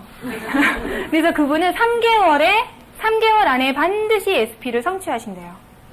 그래서 우리 사장님들이 다른 방법이 없어요, 아메이는. 지름길이 없어요. 내가 얼마나 시간 투자를 하느냐, 원칙을 지키시느냐에 따라서 사업이 되고 안 되고가 결정됩니다. 그래서 센터 미팅의 원칙은 내가 참석하고 있느냐, 그 다음 원칙이 뭐냐면 내 파트너를 참여시키고 있느냐인데 최소한 어느 센터이든 3그룹 이상이, 3계열 이상이 참석하고 계신가를 반드시 챙겨보시라는 거예요. 저는 대전에 가서도 제 파트너분들이 3계열 이상 참석하셨나 꼭 마음속으로 챙겨보고 또 가양에 가서도 챙겨보고 잠실에 가서도 챙겨보고 그래서 3계열 이상이 참석하고 계시면 그룹이 성장하고 계셔요. 그래서 우리가 한 그룹이 100명이 내 그룹 한 계열이 100명이 참석하고 계시다. 이건 아무 의미가 없어요. 3계열 이상이 한 분만 나오셔도 처음에 그분 한 분이 참여하고 계시더라도 3계열 이상이 참석하고 계실 때까지는 반드시 후원 작업을 멈추시면 안 되더라 하는 얘기입니다. 그래서 이 센터 미팅에서 이러한 것들을 지키시게 되면 이제 그 세미나 펑션의 원칙들이 또 있겠죠. 이 세미나 펑션은 보통 한 달에 한 번꼴로 있는, 그리고 펑션은 이제 3개월에 한 번 있는 셈인데 이 미팅에도 역시 원칙이 있어요. 내가 36번을 참석하면 다이아몬드가 된다는 거예요. 36번 이상 참석하시는 사장님들, 이미 다이아몬드 다 되신 분들이라고 생각이 듭니다. 근데 이 36번의 원칙이 뭐냐? 한 번도 중간에 퐁당하시면 안 된다는 거예요. 그래서 내가 한 20번 연속적으로 참석하다가 중간에 한번 퐁당했다. 그러면은 그때부터 마음을 딱 비우시고 다시 처음부터 한 번, 두 번, 세 번 이렇게 세뇌하러 가셔요. 그건 제가 어떤 부분을 말씀드리려고 하는 거냐면은 결단을 하고 참석하는 분하고 결단하지 않고 참석하는 분하고는 당연히 연속적으로 참석하실 수 있냐 없냐가 차이가 난다는 거예요. 저는 제가 자신 있게 말씀드릴 수 있는 게 뭐냐면 펑션 세미나, 제가 아메이 사업을 시작하고 나서 한 번도 빠지지 않았다는 거예요. 한 번도. 그래서 그 원칙들을 지키시는 데 있어서 결코 쉽지 않으시다라는 걸 너무 잘 알고 있어요. 저 스스로. 뭐 집안에서 무슨 일이 많으실 수 있겠죠. 뭐 집안의 대소사, 또 직장 생활에서의 일들, 또 내 주변에 뭐 누가 결혼식을 하고 누가 상을 당하셨고 하는 그런 일들이 비일비재하실 겁니다. 그런데 그런 어떠한 일에도 불구하고 내가 이 세미나 펑션을 우선순위로 참석하셨을 때 우리 인생이 3년에서 5년 안에 준비가 되시는 거예요. 남들은 50년을 근무해서도 성공할 수 있는 확률이 5%가 안 되는 일을 하고 사는데 우리는 100% 확률인 일을 3년 동안 집중하시지 못하더란 얘기예요. 그래서 이 세미나 펑션도 내가 누구를, 보통은 이제 많이들 그러셔요. 처음 사업을 시작한 분들이 열심히 초대했는데 아무도 오지 않아서 나도 그냥 안 가버리는 그런 경우 많으시죠. 그런데 그 원칙을 내가 혼자서라도 지키게 됐을 때 반드시 파트너가 나타나시더란 얘기예요. 여러분 다 지키실 거죠? 네. 그래서 이 미팅에 접촉과 초대에서 많은 부분들이 또 필요하고 노하우가 있으시겠지만 제가 정말 중요하다고 생각되는 몇 가지를 말씀을 드렸고요. 이제 10포인트 네 번째로 사업 설명입니다. 사업 설명은 아메이 사업에서 어느 다이아몬드 사장님이 그러셨는데 우리의 직업은 쇼업 플랜을 하는 거래요. 말 되시죠? 그래서 아메이 사업에서 우리가 해야 될 주 업무가 뭐냐면 쇼다 플랜이시는 거예요. 그래서 이 사업 설명 두 가지가 있더라고요. 우리가 보통 얘기하는 OM이 있고 그리고 이렇게 필드에서 일반적으로 내가 한 사람 한 사람을 얘기할 때, 후원할 때 하는 쇼다 플랜이라는 게 있죠. 저도 처음에는 OM하고 쇼다 플랜을 구분을 못했었거든요. 이 OM은 보통 우리가 센터에서 주로 듣게 되는 2시간 가까이 되는 그런 사업 설명을 얘기하는 거죠. 쇼다 플랜은 OM처럼 다 그 사람에게 완벽하게 비전을 보여주는 그런 플랜 제시가 아니라 그분이 OM을 듣기 전까지의 단계, OM을 듣기 전까지의 단계의 관심사를 내가 조금씩 해소해주는 그 단계를 쇼다 플랜이다 이렇게 생각하시면 쉬울 것 같아요. 그래서 그 쇼다 플랜은 내가 어딜 가서 거창하게 회사부터 비전 제시까지 2시간 이상 완벽하게 떠들어 대시라는 것이 아니고 제가 처음에 했던 그런 거를 하시라는 게 아니라 5분이든 1분이든 그분과 뭔가 내가 아메이에 대한 소개를 간략하게나마 하시는 거, 그거 모든 횟수를 쇼다 플랜으로 잡으신다면 매일매일도 쇼다 플랜을 하실 수 있다는 얘기입니다. 매일매일도. 내가 만나는 그 사람에게 1분 마케팅도 하실 수 있다는 얘기예요. 그래서 이 OM과 쇼다 플랜을 좀 구분해서 생각을 하시면 좀 쉬워질 것 같은데요. 쇼다 플랜은 말 그대로 플랜을 보여줘라 그거죠. 그래서 여기서는 뭐가 중요하시냐면 상대방이 할 거냐 안 할 거냐, 그 사람이 지금 상황이 어떠냐 이런 걸 고려하시지 마시란 얘기. 나는 그냥 보여주시면 돼요. 플랜을 보여주시는 게 쇼다 플랜입니다. 선택은 상대방이 하시는 거예요. 그래서 이 쇼다 플랜을 내가 얼마나 많이 경험을 통해서 습득하시느냐가 또 성공으로 다가가고 계신 건데 그냥 단지 보여주시면 돼요. Just do it. 그냥 하시면 됩니다. 쇼다 플랜은. 근데 이 상대가 쇼다 플랜을 들으실 때 어느 정도 좀 알아봐야 되겠다.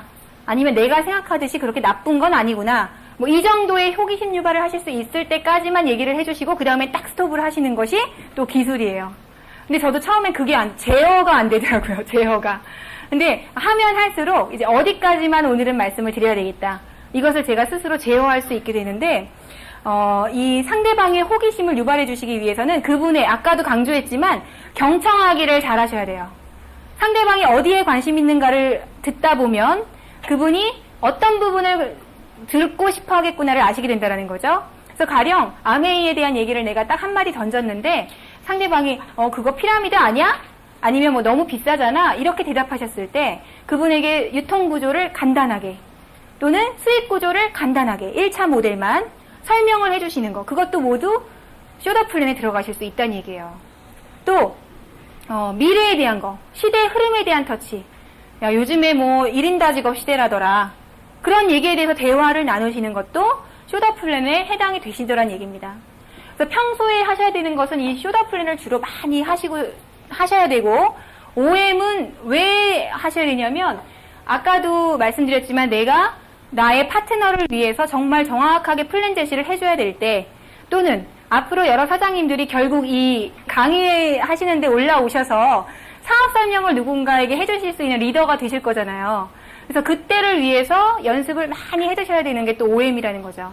그래서 OM을 해주실 때는 시대의 흐름, 그리고 내가 사업을 시작하게 된 동기, 이런 부분을 먼저 이제 간단하게 이렇게 터치를 해주시고, 그 다음에 회사에 대한 소개, 그 다음에 제품에 대한 소개, 그 다음에 아메이 사업에 대한 마케팅, 아메이는 수익 구조가 이러저러하고 유통 구조는 이러저러하더라 하는 것에 대한 터치, 그 다음에 21세기에 이 회사가 이런 비전을 가지고 있더라 하는 비전 제시, 그리고 어떻게 하느냐에 대한 방법론, 뭐 이런 것들을 보여주시는 것이 OM입니다.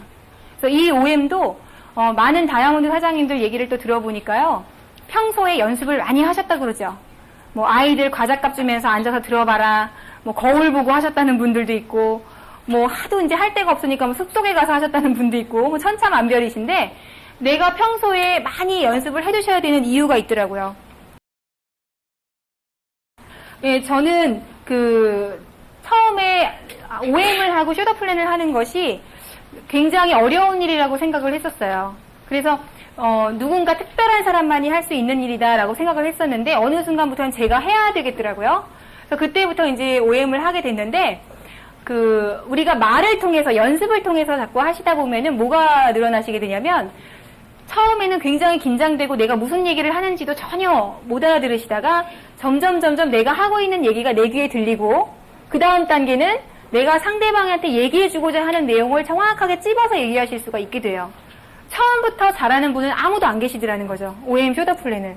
그래서 저 같은 경우도 처음에는 진땀을 뻘뻘 흘리면서 순서에 입각해서 그냥 무작정 떠들어대는 걸로 출발을 해가지고, 지금은 열심히 제가 필드에서 이제 연습을 하고 경험을 하다 보니까 그때보다는 많이 땀을 안 흘리는 편이거든요.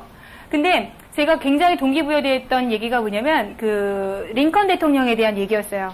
링컨 대통령이 굉장히 암기력이 우수하대요. 뭘 외우면 절대 그 일을 안 까먹는데, 어느 기자하고 인터뷰를 했어요. 그래서 그 기자가 어떻게 그렇게 암기력이 우수하십니까? 뭐든지 다 그렇게 기억을 하십니까? 이렇게 여쭤봤더니 자기는 머리가 쇠머리다. 근데 머리가 쇠머리이기 때문에 한번 뭘 외우려면 그거를 아주 크게 떠들어서 내가 자꾸 외쳐봐야지 그게 외워진다. 근데 쇠머리이기 때문에 한번 머리에 새겨진 내용은 절대 누구도 뺏어가지 못한다. 그래서 그렇게 얘기를 하셨던 그 내용이 있었대요. 그래서 저도 열심히 우리가 자꾸 OM을 오셔가지고 사업 설명만 듣고 계실 게 아니라 다른 사람한테 얘기를 해보셔야 돼요. 평소에.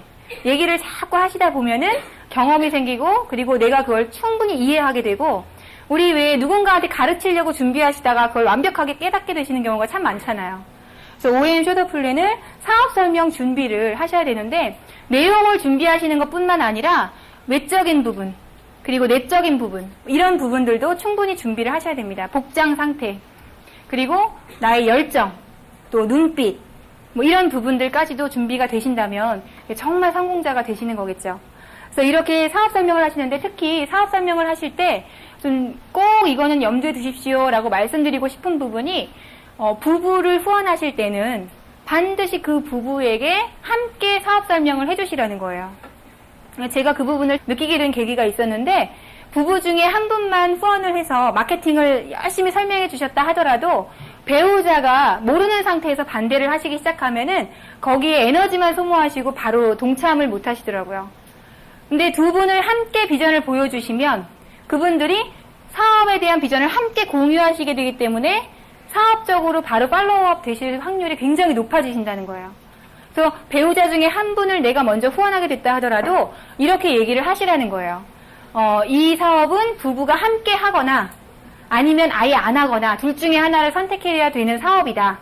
그러니까 당신의 아내를 아니면 당신의 남편을 같이 들을 수 있는 시간대를 약속을 정해서 플랜을 함께 들어볼 수 있도록 하자. 그랬을 때 그분들이 같이 플랜을 보시고 나면 사업을 쉽게 이렇게 이해하고 서로 어떤 마찰이 없으시게 된다는 거죠. 그럼 1차적인 고비가 넘어가시는 거예요.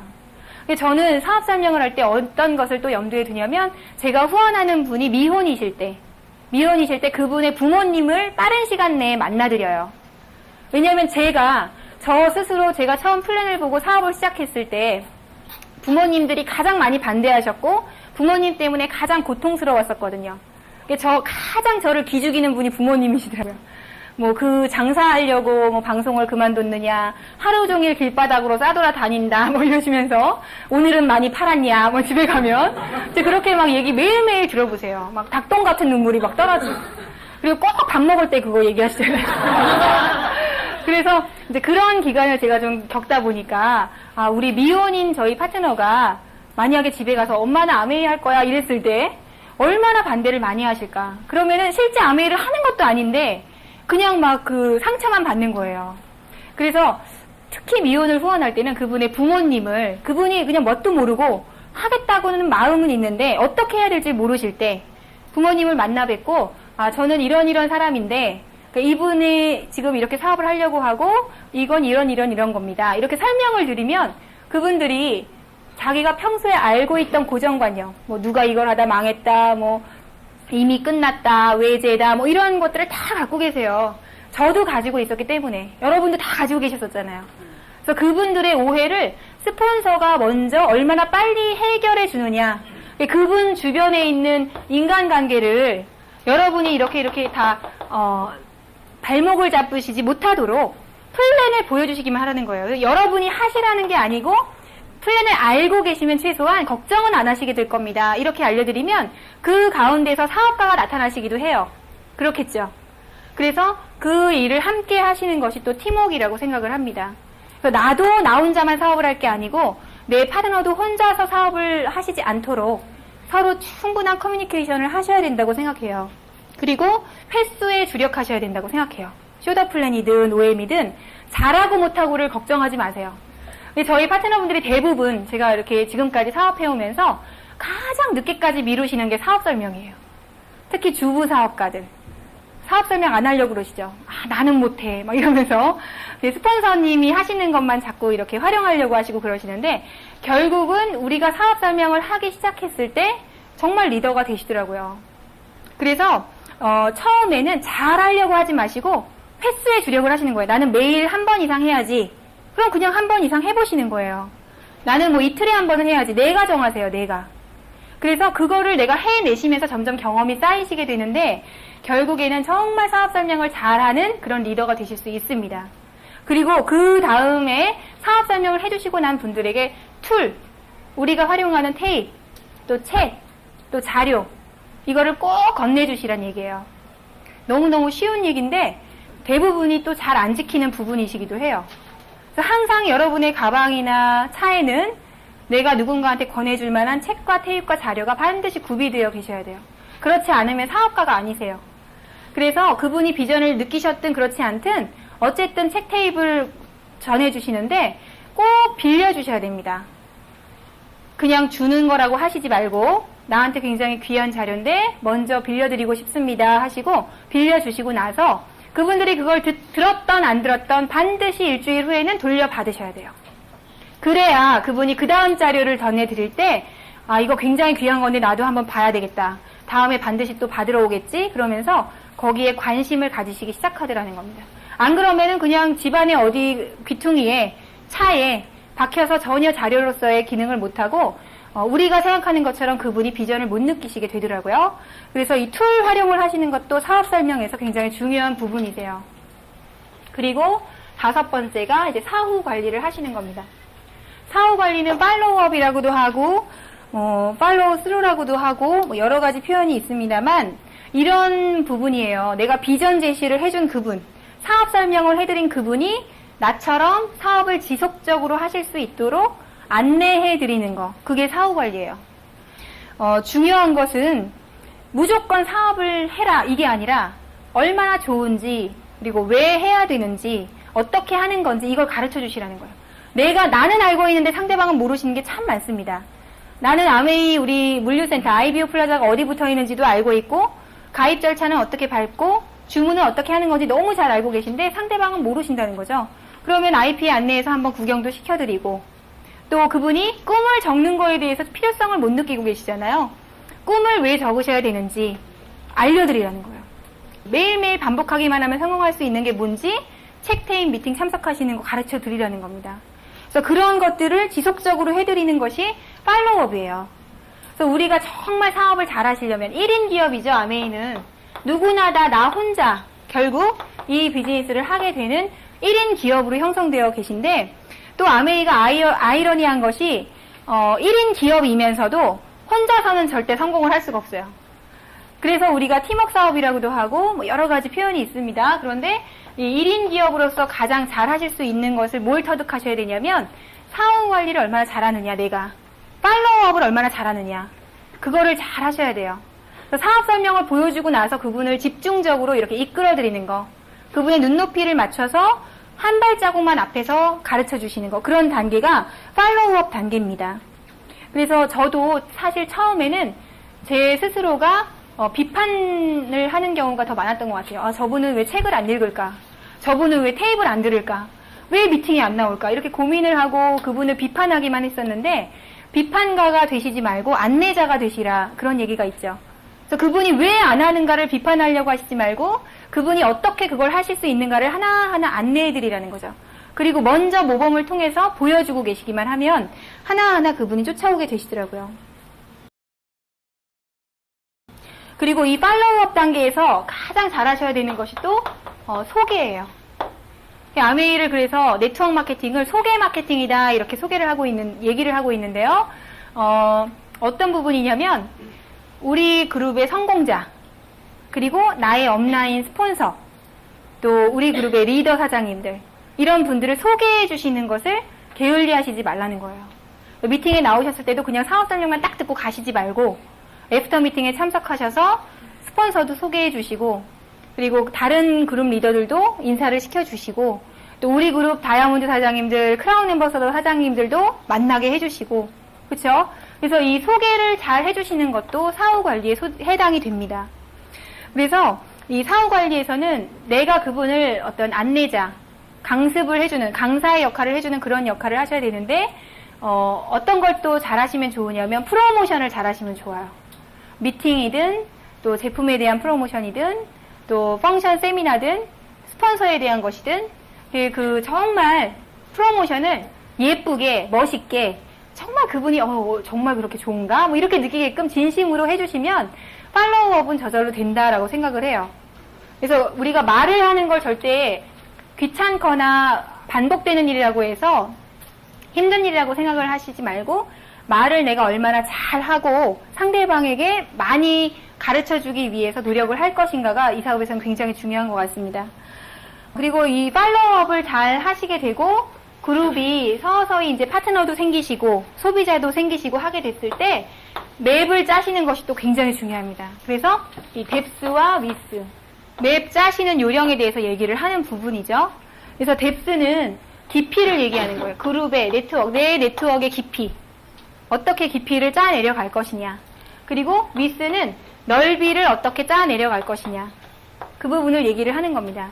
그래서 우리 많이 말씀해 주시는 것처럼 642 맵을 형성하는 요령, 또 444 이런 거 많이 얘기해 주시죠.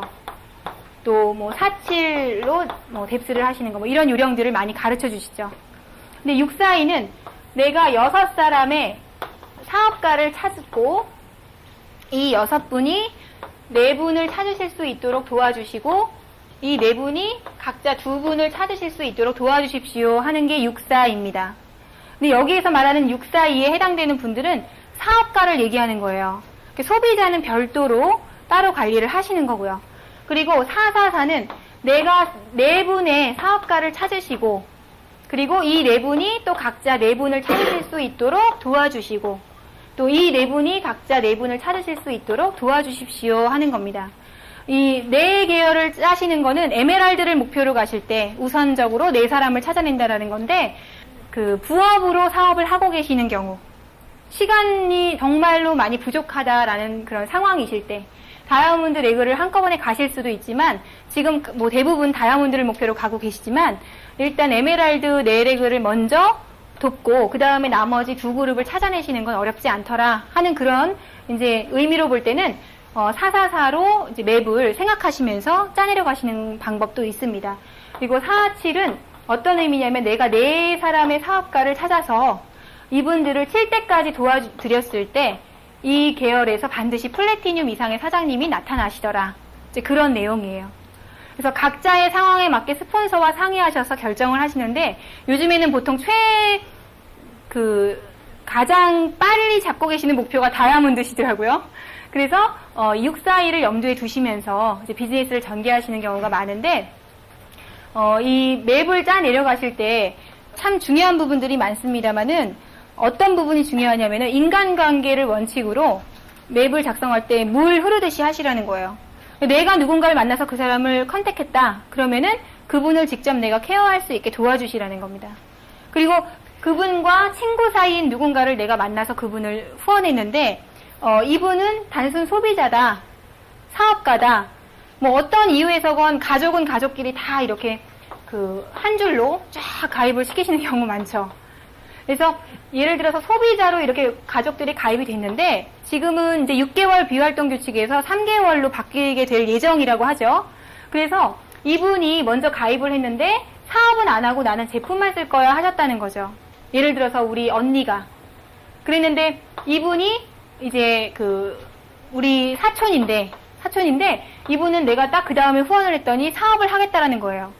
그럼 이분을 여기다 가입시킬 것인가 여기다 가입시킬 것인가 고민하시기 시작하는 거죠. 그렇죠? 가족이니까 한 줄로 해야 될 거냐 아니면은 내가 직접 따로 해야 될 거냐.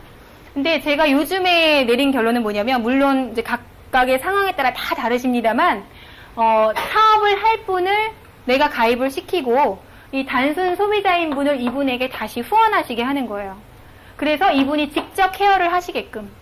그래서 달아주기 예외는 어떤 경우만 있다고 저는 생각하냐면 내가 그분에게 처음부터 후원을 받을 수 있는 누군가를 소개해 주셔서 직접 이분이 처음부터 이분을 직접 케어할 수 있는 리더가 되시고 있을 때, 리더이실 때 그럴 때 이분을 케어하실 수 있도록은 할 수 있다는 얘기죠. 그래서 이 맵은 굉장히 중요한 부분이라 조금 조심스러워요. 그런데 제가 사업을 해본 경험으로서는 이제 이런 부분들이 있더라. 그 부분을 말씀드리는 거니까 참고만 하시면 되겠습니다. 그래서 이 폭과 깊이를 균형 잡히게 정사각형 모델로 항상 염두에 두셔야 되기 때문에 수입과 안정성이 보장이 되는 그런 사업을 하셔야 돼요. 폭으로만 막 100명 달아놓고 내가 그분한테 찾아가서 주문 안 하면 매출이 안 일어나고 그런 상황의 맵 아니면 한 줄로만 다 가입을 시키셔가지고 수입은 전혀 발생하지 않고 깊이만 강조하는 그런 맵 여러 종류가 있겠습니다만 우리 사장님들 지혜롭게 내 맵의 깊이와 그 다음에 넓이를 안정적으로 키워나가신다면 분명히 다이아몬드 이상의 핀까지도 가실 거라고 생각합니다. 그래서 이 뎁스업 이수 작업에서는 그게 또 중요한 것 같아요. 내가 폭으로 열심히 소비자 관리하고 새로운 사람을 찾고 하는 그 힘으로 뎁스를 하시는 거예요. 그래서 치약 하나를 전달하고 오셔도 소비자한테 전달하고 오면 막 신나시죠? 예. 그 신나는 힘으로 뎁스를 도와주시는 거예요. 내 파트너가 누군가를 찾을 때 그분의 내 열정을 가지고 도와주시는 거예요. 그래서 우리 내가 최종적인 핀, 나는 다이아몬드까지만 할 거야. 그럼 다이아몬드 되실 때까지는 소비자 관리를 하셔야 됩니다. 나는 크라운 앰버서더가 될 거야. 그럼 크라운 앰버서더 되실 때까지는 소비자 관리 하셔야 돼요. 그래서 여러분이 소비자 관리를 하시는 그 에너지로 내 파트너를 도우실 수가 있게 된다는 거죠. 그래서 그런 부분들, 그 다음에 내 파트너를 만들어낼 수 있는, 찾으실 수 있는 맵을 생각하시는 거. 나의 맵이 아니라 내 파트너의 맵을 언제나 고려해 주시는 거. 그래서 맵을 크게 그려놓으시고 항상 누군가 후원할 사람이 없다. 그리고 어떻게 도와줘야 될까를 생각하실 때 뚫어지게 맵을 보시면 돼요. 뚫어지게 맵을 보고 계시다 보면은 방법이 생겨요. 그리고 어떻게 체계적으로 내가 해나갈 것인가를 생각하시게 돼요. 그래서 저는 아메이 사업을 시작하고 나서 하나 달라진 게 있다면 생각을 많이 하게 됐다는 거예요. 예전에는 주어진 일만 하는 것도 벅찼었는데 요즘에는 운전을 하고 다니면서 서울에서 대전까지 한 2시간 반에서 3시간 정도 걸리거든요. 근데 그 시간 동안 테이프도 제대로 못 듣고 계속 혼자서 생각만 할 정도로 그렇게 생각을 많이 하게 되더라고요. 생각을 많이 하면은 전혀 생각하지 못했던 부분들에 대해서 제가 많이 찾아내게 되는 거를 많이 느끼게 돼요. 그래서 생각을 많이 하고 그리고 그걸 어떻게 해나갈 것인가를 고민하고 하다 보면은 방법이 나오는데 그런 부분들 때문에 제가 요즘에 한꺼번에 여러 생각을 하니까 저희 식품 중에서 빌베리 DHA 있잖아요. 그거를 먹을 때랑 안 먹을 때랑 차이가 굉장히 많이 나더라고요. 이 빌베리 DHA를 먹으면서 생각을 많이 하면 생각이 여러 가지를 한꺼번에 해도 그 생각들이 다 정리가 되는데 빌베리 DHA를 안 먹었을 때 이렇게 중간에 까먹고 안 먹고 이러잖아요. 며칠을. 그러면은 제가 무슨 생각을 하는지 그리고 옆에서 누가 말씀을 하시는데 그걸 제가 정리를 못하는 거예요. 그게 무슨 말을 하셨는지도 기억이 안 나고 이럴 정도로 그렇게 생각을 많이 하게 되더라고요. 그래서 우리 사장님들 맵이든 사업에 대한 것이든 또 누군가를 후원하게 되는 것이든 그냥 막연하게 무작정 하시는 게 아니라 생각하는 리더가 되셨으면 하는 그런 마음이 있습니다. 그리고 뎁스와 위스를 이제 말씀드리고 났으니까 7번째 그룹 매출 증대, 이 부분을 좀 말씀을 드리려고 합니다. 그룹 매출 증대는 왜 중요하냐면 우리 사업에 있어서 점수라고 하는 부분, 포인트라고 하는 부분은 제품에만 달려있죠. 사람이 얼마나 가입을 했느냐, 명수에는 제품 포인트가 누적되지 않아요. 그래서 제품을 내 그룹에서 유통시키는 것, 그것에 대해서 고민을 하셔야 되는데 가장 쉽게 그룹의 매출을 증대시키시는 방법이 있어요. 그게 뭐냐면은 내가 먼저 애용자가 되시는 거예요. 아메이 사업은 뭐든지 내가 먼저더라고요. 내가 해야 될 것을 하고 계시기만 하면은 그것이 복제가 되시기 시작하는 때가 반드시 오세요. 그래서 복제 사업이라고 하는 모양입니다. 그래서 이 그룹 매출 증대에 있어서 가장 쉬운 방법, 내가 써보는 것, 내가 먼저 애용하는 것인데 제 파트너 사장님들이 정수기 쓰셨으면 좋겠고 또 공기청정기 쓰셨으면 좋겠고 또 킹콕 쓰셨으면 좋겠죠. 뭐 모든 생필품뿐만 아니라.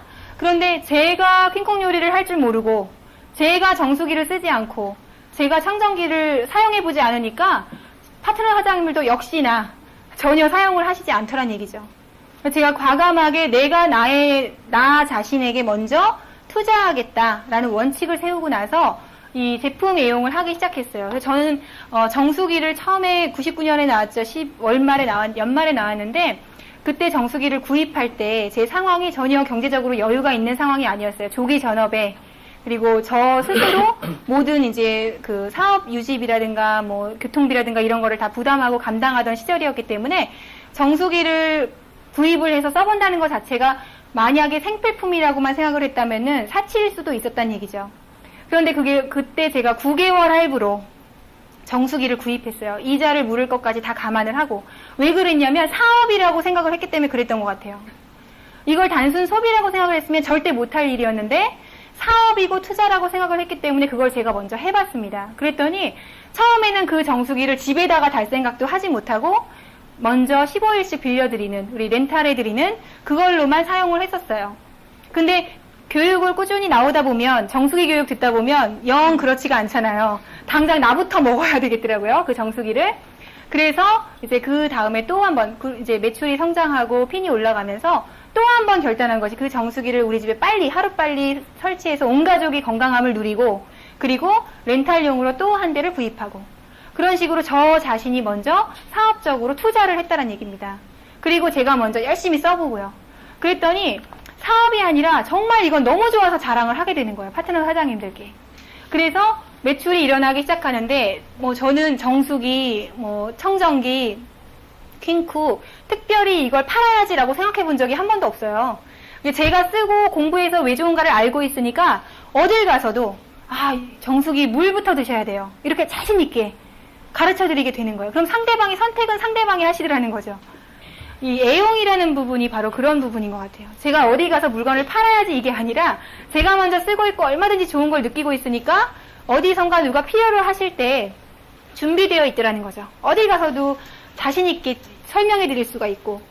그래서 이 그룹 매출 증대의 가장 중요한 것은 원칙은 애용이다.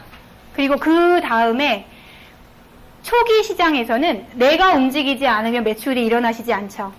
내가 누군가한테 제품을 전달하면 매출이 올라오고, 내가 전달 안 하면 아무도 제품을 안 쓰고, 그 시기를 누구나 겪으신다는 얘기예요. 나만이 아니고.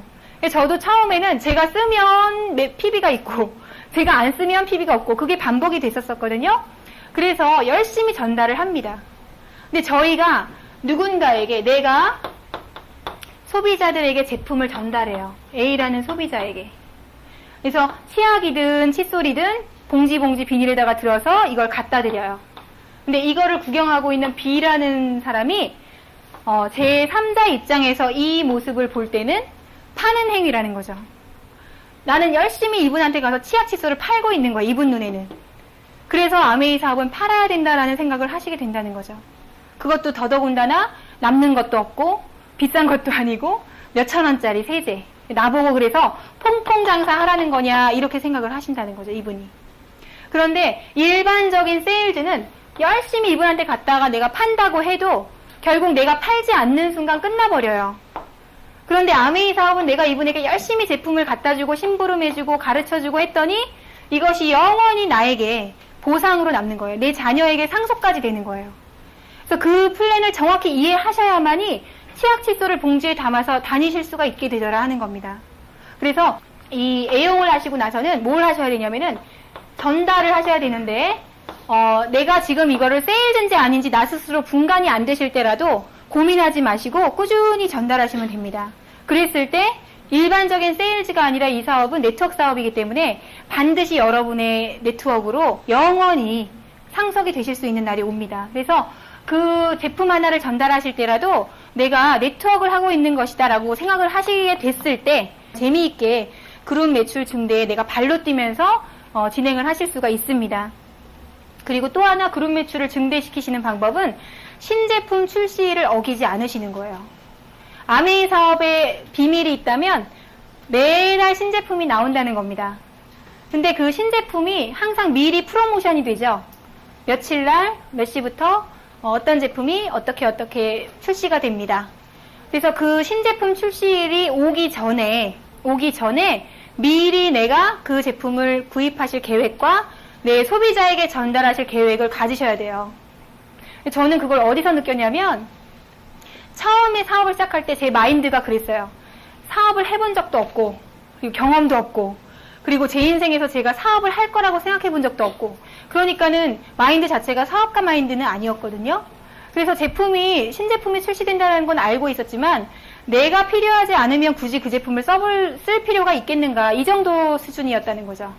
그랬는데 제가 우연히 신제품이 출시되는 날 IP에 갔는데 거기 막 굵은 땀방울을 흘리면서 열심히 그 신제품을 주문하는 스폰서 어느 한 리더를 보면서 야, 저분 그룹은 얼마나 오늘 하루 매출이 증대되셨을까. 저 한 사람으로 인해서 그 생각을 하게 됐어요. 그래서 그때부터 저도 열심히 신제품 출시를 프로모션하고 저 자신의 원칙을 그날을 어기지 않는다.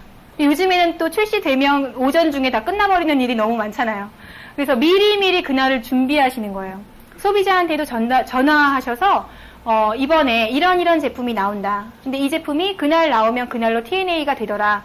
그랬을 때 그분이 그 일을 번거롭고 부담스러운 전화로 생각하시지 않고 굉장히 고마워하시는 걸 제가 느꼈어요. 나한테 그 정보를 가르쳐주기 위해서 일부러 전화를 해서 너무 고맙다. 그래서 그러한 소비자와의 신뢰가 쌓이시게 되면 나중에는 어떤 제품이라도 그분이 나 그거 써보겠어요 하고 얘기하신다는 거죠. 그럼 그런 분들이 사업을 시작하시게 됐다면 똑같이 저처럼 그 일을 복제하시겠죠. 그리고 또 하나 이 그룹 매출 증대에서 우리가 간과해서는 안 되는 거는 그 재정 관리를 잘 하시는 거예요. 나 스스로가 재정 관리를 잘 해서 이 사업을 장기적으로 할 수 있는 그런 바탕이 되셨을 때 파트너 사장님들께도 그걸 가르쳐 주실 수가 있잖아요. 그래서 예를 들어서 이제 주문하실 때 그 주문을 각자의 번호로 주문하실 수 있도록 그 미리미리 자동이체 신청이나 아니면 그분이 카드 결제하실 수 있는 것들을 준비하신다든가 아니면 내가 제품 주문을 받았을 때 그 결제에 대한 부분을 미리 따로따로 꼭 반드시 생활비 쓰시는 것과 사업적인 투자와 별도로 관리를 하시는 거를 요령을 가지셔야 됩니다. 그랬을 때 제품 주문할 때는 주문을 하고 나중에 그거를 해결해야 될 때는 방법이 없고 뭐 이런 식으로 엉성하게 사업을 하시는 게 아니더라고요. 아메이 사업이 굉장히 큰 사업인데 그 부분을 어떻게 조화롭게 하셨느냐에 따라서 장기적으로 정말 이 사업을 안정적으로 계속 해나가실 수가 있어요. 그래서 시행착오를 해나가시는 데 있어서 두려워하지 마시되 이제 어떤 방향성을 가지고 계셔야 된다는 얘기죠.